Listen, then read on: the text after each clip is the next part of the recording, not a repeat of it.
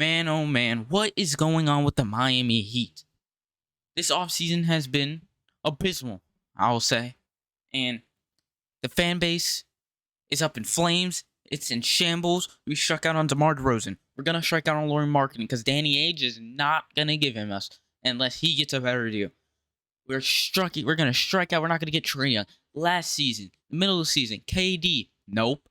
Last season, Damian Lillard declared he wanted to come here. We let him go to the Bucks. Nope. We're looking like the Marlins against left-handed pitchers. Strikeout, strikeout, strikeout, strikeout, strikeout. Zach Lowe, he says, I can't think of too many more teams who are more disappointing over the last two off seasons than the Miami Heat. What is going on? What is going on? And I'm here. I made a comeback to give you my opinion on what is going on and where I stand on the Miami Heat and their abysmal offseason. First, I believe the first move of the offseason, Kevin Love. 2 years, $8 million. He's a good player. He's a good vet. He's that UD role that we need now. But he does more. We're bored. And he's there when we need him for them shots. That's fine. Drew Smith, I do not care about these two-way contracts. Orlando Robinson, he's gone already.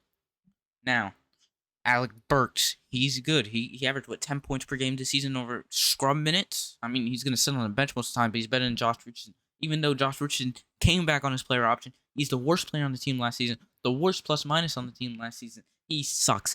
The only reason he's had the player option because he wasn't even going to get signed. He'll be with the Shanghai Sharks.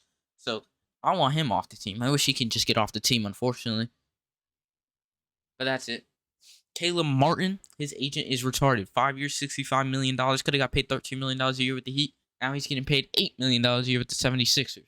Now, would I want to pay Caleb Martin $13 million a year?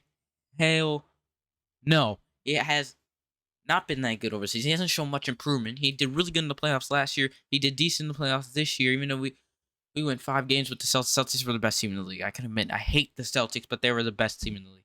He has not shown much improvement over the years. He only averaged 10 points per game this season. He was great in the playoffs last season. That did not carry over. He's up there with Josh Richardson, about the same points per game, actually. Now, we did get Terry Rozier before the playoffs started, or at the deadline, around there, not before the playoffs started. And the point with Terry Rozier, since we struck on Damian Lillard, obviously we're looking for a point guard, Kyle Lowry, terrible, was to take the scoring load off of Jimmy Butler. Because Tyler Hero, he hasn't been taking the scoring load off of Jimmy Butler. Tyler Hero, he gives us 20 points per game, was our leading scorer. But he gives you the least productive 20 points per game ever, and is a defensive liability. Bam is our best player. Guards 1 through 5, 20 points per game, 10 rebounds a night. He's great. 4 assists. He's amazing. So Bam, the least of our worries. The point of the team right now should be building around Bam Adebayo. So that's why we should get Trae Young, I think. That's our best move, but he's not available probably. Now, Jimmy Butler. If he's committed to playing every single game this season, which is not going to happen, obviously, but if he only played 60 games last season, if he could play 70-plus games, that's something good. If he is motivated, because it's his contract year. We have not extended Jimmy Butler as of yet. We extended Bam Adebayo this offseason. That's amazing. We have not extended Jimmy Butler as of yet. He could still be our number one scoring option. He's motivated. I think we'll be fine. I think the Miami Heat will be just fine this season with the minimal, abysmal moves they made this offseason. You know why? Because I have trust in Tyler Hero getting better each season. Even though he's probably averaged 20 points per game the last 2 seasons or last 3 seasons, I have hope he's going to get better defensively like he did this last offseason. And he's going to get better in scoring. And this team, if they could stay healthy, which was the question last season with Tyler Hero, he wasn't there for the playoff run. And he only averaged 16 points per game this playoff run. If he could get better and be more productive when it matters most. He only had 42 games played this season. He needs to be healthy too. It's all about Jimmy Butler being healthy. Well, guess what? We paid Tyler Hero all this money, and he's not healthy. We need Tyler Hero to be healthy. He could be gone. He could be removed cap space when we need it, when there's a chance, like Trae Young.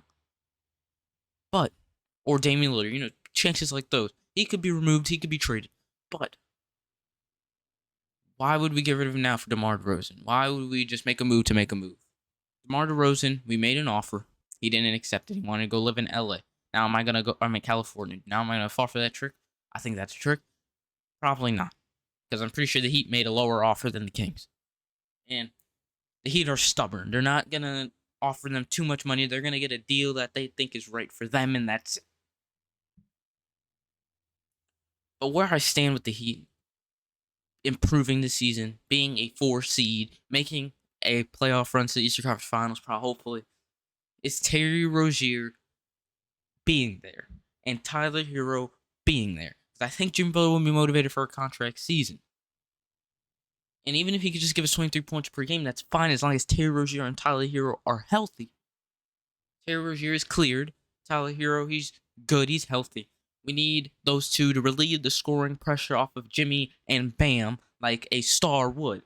And Terry Rozier and Tyler Hero combined should be able to do that. Terry Rozier averaged 20 points per game before leaving the Hornets. They were a terrible team. That's good. So if he could average 15 points per game as soon as Tyler Hero is 20, I think the Heat are massively improved and they'll be good.